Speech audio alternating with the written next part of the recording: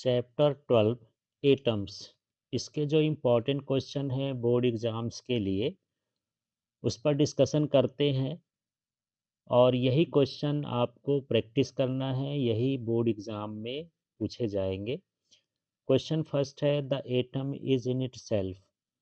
तो जो एटम होता है वो न्यूट्रल होता है, तो यहाँ पर करेक्ट ऑप्शन है न्यूट्रल।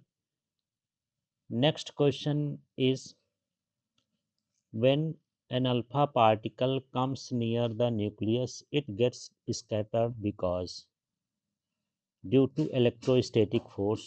तो न्यूक्लियस और अल्फा पार्टिकल के बीच में इलेक्ट्रोस्टैटिक फोर्स लगता है जिससे वो स्कैटर्ड हो जाता है। यहाँ पर नेक्स्ट क्वेश्चन है अल्फा पार्टिकल हीलियम का न्यूक्लियस होता है, तो करेक्ट ऑप्शन है helium nucleus. Next question is who discovered the nucleus. तो यहाँ पर करेक्ट ऑप्शन है अर्नस्ट रदरफोर्ड। और आपको ये भी समझना है, कुछ क्वेश्चंस को मैं यहाँ पर स्किप कर रहा हूँ जो एग्ज़ाम के लिए अभी इम्पॉर्टेंट नहीं है। यदि आपको पूरे क्वेश्चंस देखना है तो आप एल के फिजिक्स ऐप को डाउनलोड कर लें, उसमें आपको क्वेश्चंस मिल जाएंगे। नेक्स्ट क्वेश्चन है 9 number the minimum angular momentum of electron in hydrogen atom is. तो यहाँ पर हाइड्रोजन एटम में जो एंगुलर मोमेंटम होगा फर्स्ट ऑर्बिट का h/2 पाई। ये जो फार्मूला होता है एंगुलर मोमेंटम का NH/2 पाई होता है। यदि यहाँ पर मिनिमम की बात करते हैं तो फर्स्ट ऑर्बिट हो जाएगा, तो ये h/2 पाई होगा। इसके बाद यहाँ पर नेक्स्ट क्वेश्चन है in alpha particle scattering experiment the path of the alpha particle is. तो अल्फा पार्टिकल का पाथ जो है वो हाइपरबोलिक होता है अल्फा पार्टिकल स्कैटरिंग एक्सपेरिमेंट में। फिर है the speed of electron is maximum. तो फर्स्ट ऑर्बिट में स्पीड मैक्सिमम होगी, तो इन द फर्स्ट ऑर्बिट। इसके बाद यहाँ पर इम्पॉर्टेंट फिलअप्स देखते हैं। तो यहाँ पर है the energy of an electron is. तो इसकी एनर्जी निगेटिव होती है, तो यहाँ निगेटिव फिल करेंगे। The number of lines in the line spectrum of each element is. ये इंडिफिनिट होती हैं, बिल्कुल इन्फिनाइट लाइंस हो सकती हैं। इसके बाद है question the size of an atom is about. Atom की साइज जो है 1 एंगस्ट्रॉम और 10⁻⁻10 मीटर ऑर्डर की होती है। इसी तरह से the size of nucleus is. तो न्यूक्लियस तो और छोटा होता है, इसकी साइज होती है 10⁻⁻15 मीटर। अब यहाँ नेक्स्ट क्वेश्चन है the energy of each atom is. अब यहाँ फिल करना है क्वांटाइज्ड। अब नेक्स्ट फिलअप है lowest energy of hydrogen atom. तो हाइड्रोजन एटम की जो लोएस्ट एनर्जी होती है -13.6 इलेक्ट्रॉन वोल्ट होती है। अब यहाँ पर ionization energy of hydrogen atom, तो सेम वैल्यू है बस पॉजिटिव में है, तो ये 13.6 इलेक्ट्रॉन वोल्ट है। ये क्वेश्चन रिपीट होता रहता है, ध्यान रखना है जब आपसे लोएस्ट एनर्जी हाइड्रोजन एटम की पूछेगा तो माइनस में लिखेंगे। अब जब आपसे आयनाइजेशन एनर्जी पूछेगा तो इसी वैल्यू को पॉजिटिव में लिखेंगे, यानी +13.6 इलेक्ट्रॉन वोल्ट ये आयनाइजेशन एनर्जी होगी। इसके बाद है the emission line spectrum act as in the identification of gases. तो ये एज ए फिंगरप्रिंट वर्क करता है। चलिए मैच द कॉलम है, इसको देखते हैं। बोर्स रेडियस, तो बोर्स रेडियस का फार्मूला ये है आर एन। तो इसमें लिखा भी है लेकिन डायरेक्टली इतना भी लिख सकता है, तो epsilon naught n square h square upon pi m e square. अब यहाँ बोर्स एनर्जी है, तो बोर्स एनर्जी का फार्मूला होता है -1/8 pi epsilon naught e square upon r n. फिर यहाँ रिडबर्ग कांस्टेंट है, तो ये फार्मूला होता है m e⁴ eight epsilon naught square h cube और सी। इसके बाद बोर्स फ्रीक्वेंसी पॉस्टुलेट है, तो ये होता है h nu equal to e i minus e f. फिर बोर्स जो है क्वांटाइज्ड पॉस्टुलेट जो होता है वो L इक्वल टू NH/2 पाई। अब यहाँ वन वर्ड के आंसर्स को देखते हैं। क्वेश्चन है what is the energy of electron in the first orbit. तो फर्स्ट ऑर्बिट में जो एनर्जी ऑफ इलेक्ट्रॉन है -13.6 इलेक्ट्रॉन वोल्ट होती है। इसके बाद यहाँ क्वेश्चन है what is the energy of electron in infinite orbit. तो इनफिनाइट ऑर्बिट पर एनर्जी जो होती है इलेक्ट्रॉन की ज़ीरो होती है। अब यहाँ क्वेश्चन है जो 2 मार्क्स के लिए इम्पोर्टेंट है, उन क्वेश्चंस को देखते हैं। क्वेश्चन है why does the gold nucleus remain stable in the scattering process in the Rutherford experiment. तो देखिए रदरफोर्ड के एक्सपेरिमेंट में गोल्ड जो न्यूक्लियस होता है वो स्टेबल होता है, इधर उधर नहीं खिसकता। उसका रीज़न क्या है? Because the gold nucleus is about 50 times heavier than the alpha particle. तो अल्फा पार्टिकल से 50 टाइम्स हैवियर है, इसलिए वो स्टेबल रहा जाता है। अब यहाँ क्वेश्चन है why gold foil is kept extremely thin in alpha particle scattering experiment. तो देखिए गोल्ड फॉइल को हम थिन क्यों रखते हैं? So that the alpha particle can not be scattered many times. एक तो वो एटॉमिक लेवल का हो जाना चाहिए साइज, और दूसरा यही है कि कई बार जो है ये अल्फा पार्टिकल्स स्कैटर ना हो।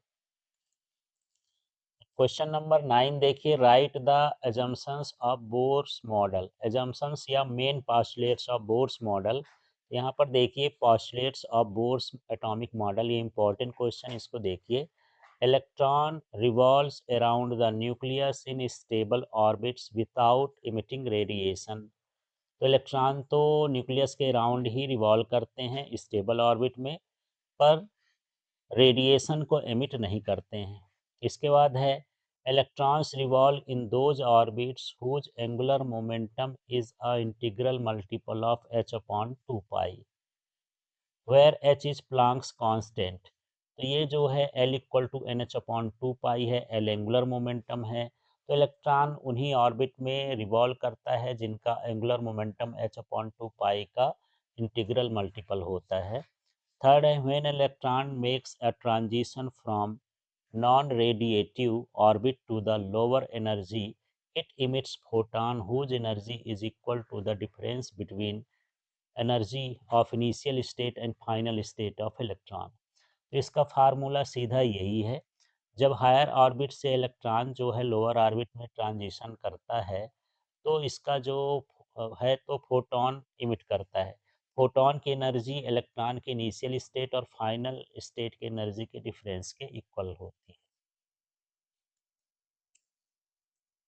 अब क्वेश्चन है राइट द शॉर्ट कमिंग्स और limitations of Rutherford's atomic model. Rutherford atomic model की क्या लिमिटेशंस हैं, क्या शॉर्ट कमिंग्स हैं, देखते हैं। According to this the atom is unstable because the energy of accelerated electrons moving around the nucleus will gradually decrease and it will fall into the nucleus while moving in a spiral path। तो देखिए जब accelerating charge होगा तो वो energy को electromagnetic waves के form में radiate करेगा, जिससे उसकी एनर्जी डिक्रीज हो जाएगी और स्पायरल पाथ में वो मोशन करते हुए न्यूक्लियस पर फॉल हो जाएगा और इस तरह से इसका ऑर्बिट अनस्टेबल हो जाएगा। तो एक इसकी लिमिटेशंस हो गई। दूसरा है the electromagnetic spectrum generated during the spiral motion should be continuous. लेकिन इसका जो स्पेक्ट्रम है वो कंटिन्यूअस होना चाहिए, इलेक्ट्रोमैग्नेटिक स्पेक्ट्रम। लेकिन ये कैसा होता है? लीनियर होता है। This could not be explained in this model. अब ये क्वेश्चन है explain Bohr's second postulate according to de Broglie. तो डी ब्रॉगली से हम इसको सेकंड पोस्टुलेट को डिराइव करेंगे या एक्सप्लेनेशन करेंगे। इस तरह का क्वेश्चन है, तो इसको देखिए। सबसे पहले हम एक डायग्राम बनाएंगे। यहाँ पर एक ये ऑर्बिट कहलाएगा और इसमें जो भी इलेक्ट्रॉन है ये इस तरह से थोड़ा वेव के फॉर्म में इस तरह से चलेगा, इस तरह से, इस तरह से। और यहाँ पर देखते हैं ये यहाँ से यहाँ तक ये वेवलेंथ है। तो ये जो वेवलेंथ होती है कितनी होती है, इसके सरकमफ्रेंस के नंबर की होती है। तो यहाँ पर लिख सकते हैं कि जो सरकमफ्रेंस होता है वो वेवलेंथ का इवन इंटीग्रल मल्टीपल होता है। तो यहाँ पर हो जाएगा according to de Broglie the radius of the orbit of an electron is integral multiple of wavelength of the electron. Therefore तो देखिए सरकमफ्रेंस है और ये वेवलेंथ है, एन का मतलब इंटीग्रल मल्टीपल है, मतलब जितना सरकमफ्रेंस होगा उसके हिसाब से वेवलेंथ उतनी होगी इंटीग्रल मल्टीपल। अब अगले स्टेप में देखिए यहाँ पर 2 पाई आर तो हम लिख दिए हैं, यहाँ एन भी लिख दिए हैं, लेकिन लेमडा की जो वैल्यू होती है एच अपॉन एम भी होती है, तो यहाँ से लेमडा को एच अपॉन एम भी से रिप्लेस कर देंगे, तो इस तरह से वैल्यू आ जाएगी। अब अगले स्टेप में एम भी को हम इधर ट्रांसपोज करेंगे तो एम भी आर, और 2 पाई को नीचे ट्रांसपोज कर देंगे तो एन एच अपॉन 2 पाई। जो एम वी आर होता है वो एंगुलर मोमेंटम होता है, यहाँ एल इक्वल टू हो जाएगा एन एच अपॉन 2 पाई। इस तरह से angular momentum n h upon 2 pi हो गया। ये जो है बोर मॉडल का सेकेंड पॉस्टुलेट है। चलिए इस क्वेश्चन को देखते हैं, write the limitations of Bohr's model. तो बोर्स मॉडल का लिमिटेशन देखते हैं। It is suitable for hydrogen-like atoms because in Bohr model, electric force between electron and positive charges is included, while in atoms bigger than hydrogen, the electric force will also act between the proton and electron। तो जो Bohr's model है ये hydrogen like atoms, छोटे atoms के लिए ये जो है अप्लाई होता है, बड़े एटम्स पर अप्लाई नहीं होता, क्योंकि बड़े एटम्स पर हम इलेक्ट्रॉन इलेक्ट्रॉन के बीच का इलेक्ट्रोस्टैटिक फोर्स को कंसीडर नहीं कर रहे हैं। नेक्स्ट है, it explains the frequencies of lights emitted by hydrogen atoms but it cannot explain the relative intensities of the frequency। तो ये जो बोर्स मॉडल है इससे हम जो है इस फ्रीक्वेंसीज को एक्सप्लेन कर सकते हैं, पर उसके करस्पॉन्डिंग उसकी इंटेंसिटीज़ को एक्सप्लेन नहीं कर सकते हैं। अब यहाँ क्वेश्चन है, एनसीईआरटी बुक का ही है, the lowest state of hydrogen atom is -13.6 electron volt, what will be it's kinetic and potential energy. तो जो हमको एनर्जी दी है इसको हम ई से लिख लेंगे, -13.6 electron volt. Kinetic energy total energy का निगेटिव होती है, तो ये माइनस ई हो गया, तो माइनस ई की वैल्यू -13 पॉइंट है, तो माइनस माइनस प्लस हो गया, ये वैल्यू आ गई। जो पोटेंशियल एनर्जी होती है और टोटल एनर्जी का 2 टाइम्स होती है, तो 2 लिख दिए, ई की वैल्यू रख दिए, मल्टीप्लाई करेंगे तो -27.2 इलेक्ट्रॉन वोल्ट इसकी पोटेंशियल एनर्जी हो जाएगी। अब यहाँ क्वेश्चन है, derive expression for radius of hydrogen atom. Bohr's radius का हमको फार्मूला निकालना है। तो देखिए यहाँ बोर्स रेडियस क्या है। तो सबसे पहले फ्रॉम सेकेंड पॉस्टुलेट्स, तो जो बोर का सेकेंड पॉस्टुलेट होता है L equal to n h upon 2 pi होता है।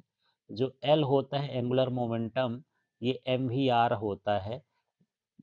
तो हर ऑर्बिट का अलग अलग होगा, इसलिए यहाँ पर एन एन लिख देंगे।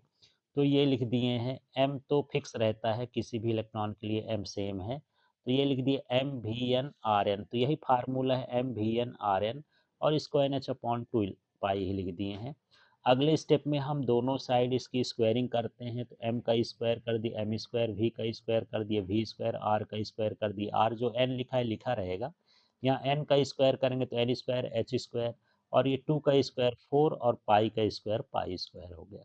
इस तरह से यहाँ पर हम दोनों तरफ स्क्वायरिंग कर देंगे। इसके बाद देखिए, the electrostatic force of attraction between nucleus and electrons provides the requisite centripetal force. तो जो सेंट्रीपिटल फोर्स होता है वो इलेक्ट्रोस्टैटिक फोर्स से मिलता है, तो इसलिए हम यहाँ पर सेंट्रीपिटल फोर्स, तो सेंट्रीपिटल फोर्स का जो फार्मूला होता है ये होता है m v square upon r. यही फार्मूला यहाँ लगाए हैं, सिर्फ यहाँ nth ऑर्बिट का होगा तो n लिख देंगे, यहाँ n लिख देंगे। तो इस तरह से ये जो फार्मूला है ये सेंट्रीपिटल फोर्स है। और सेंट्रीपिटल फोर्स इलेक्ट्रोस्टैटिक फोर्स से मिलता है।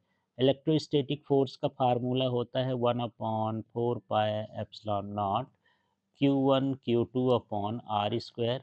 लेकिन यहाँ पर जो इलेक्ट्रॉन है उसका चार्ज ई है, तो यहाँ ई लिख देंगे। जो न्यूक्लियस में प्रोटॉन है उसका चार्ज भी ई है, तो ई ई का मल्टीप्लाई करेंगे तो ई स्क्वायर हो जाएगा। यहाँ आर स्क्वायर एन है, तो यहाँ आर स्क्वायर और नीचे एन लिख देंगे तो nth ऑर्बिट का कहला जाएगा। तो इस तरह से यहाँ पर ये इक्वेशन आ गया। अब चाहें तो हमको फर्स्ट ये से सेकंड इक्वेशन को डिवाइड करना है। तो चलिए फर्स्ट इक्वेशन ये वाला है, ये वाला इसको पूरा लिख देंगे और इसके अपॉन में ये लिख दिए। तो देखिए ये लिख दिए और इसके अपॉन में ये लिख दिए। इसी तरह फर्स्ट वाले से हम देखिए फर्स्ट वाले से इसको लिख देंगे और उसके अपॉन में इसको लिख देंगे ये। अब इसमें से कैंसिल आउट करते हैं तो m जो है m से कैंसिल हो जाएगा, v स्क्वायर जो है v स्क्वायर से कैंसिल हो जाएगा। इसी तरह से इसमें देखते हैं तो ये 4 जो है 4 से, ये पाई जो है एक पाई से, और यहाँ पर जो ये आर एन है ये एक आर एन से इस तरह से कैंसिल हो जाएगा। तो अब देखते हैं हमारे पास बचा क्या है। तो अच्छा ये आर एन जो है ये ऊपर जाएगा तो आर एन स्क्वायर इससे कट जाएगा, ये आर एन है तो ये ऊपर चला गया ना, तो यहाँ आएगा आर एन। अब हमारे पास बचा है क्या, ये ऊपर जाएगा तो एप्सिलॉन नॉट न्यूमरेटर में चला जाएगा। यहाँ क्या बचा है, एन स्क्वायर एच स्क्वायर, और यहाँ पर क्या बचा है, ये पाई बचा है। इधर जो है एम बचा है, ये स्क्वायर था तो नीचे एक ही एम है। और इस तरह से इसको सॉल्व करेंगे तो r n equal to epsilon naught n square h square upon pi m e square हो जाएगा। अब यहाँ पर जो एप्सिलॉन नॉट है, एच स्क्वायर है, पाई है, एम है, ई स्क्वायर, ये कांस्टेंट वैल्यू हैं। इसका मतलब जो रेडियस है वो एन स्क्वायर पर डिपेंड करती है। जो उसका क्वांटम नंबर होता है, ऑर्बिट नंबर होता है, उस पर डिपेंड करती है। इसका मतलब जैसे जैसे ऑर्बिट बढ़ती जाएगी उसका रेडियस भी इंक्रीज होता जाएगा। यदि हम फर्स्ट ऑर्बिट की बात करें तो एन की वैल्यू इसमें 1 हो जाएगी, तो इस तरह से फार्मूला बनेगा। यदि इन सारे कांस्टेंट की वैल्यू रख दें तो 0.51 एंगस्ट्रॉन ये फर्स्ट ऑर्बिट की या हाइड्रोजन ऑर्बिट की रेडियस कहलाएगी। तो इस तरह से इस चैप्टर के इम्पॉर्टेंट क्वेश्चन हैं, इनको आप एक बार राइट कर लीजिए, इनकी प्रैक्टिस कर लीजिए, यही बोर्ड एग्ज़ाम में पूछे जाएंगे। यदि आपको पूरे क्वेश्चन चाहिए तो आप एल के फिजिक्स ऐप को डाउनलोड कर लें, उसमें आपको नोट्स मिल जाएंगे, क्वेश्चन बैंक मिल जाएंगे, वीडियोज़ मिल जाएंगे, और साथ में आप एल के फिजिक्स चैनल यूट्यूब चैनल को सब्सक्राइब कर लें।